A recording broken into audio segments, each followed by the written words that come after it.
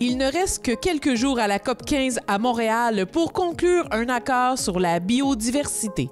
Léa Bédard-Beaulieu nous explique comment le travail en coulisses est crucial. Bonjour Léa, bon matin, ça va bien? Oui, bon matin.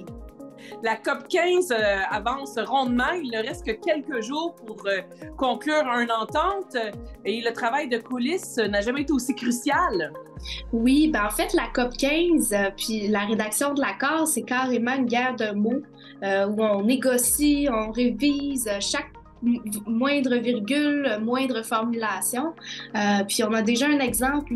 Hier, la partie des jeunes s'est réunie d'urgence parce qu'on voulait avoir une réflexion sur une expression qui commence à faire son chemin dans les négociations, qui est le concept de nature positive, qui peut sembler tout à fait positif quand on le dit comme ça, mais qui au fond recèle quelques questionnements.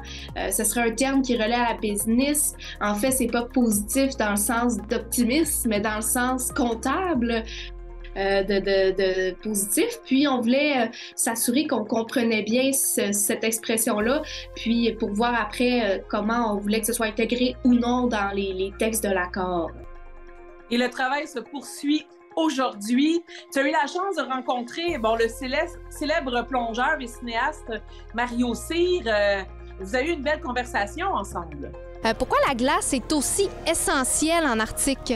Bien, écoute, la glace est primordiale. Premièrement, les animaux qui se sont développés dans l'Arctique ont travaillé avec la glace. Mais sous la glace, c'est là que part toute la biodiversité de l'Arctique. Donc, on a besoin de cette glace-là qui va, bien sûr, créer du phytoplancton.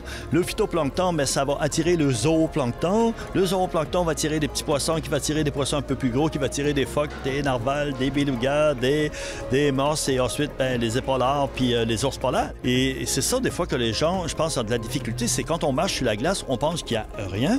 Et c'est probablement un endroit dans le monde où il y a le plus de biodiversité, là. Merci beaucoup, Léa. On espère avoir d'autres nouvelles demain sans faute. Bonne journée. Bonne journée.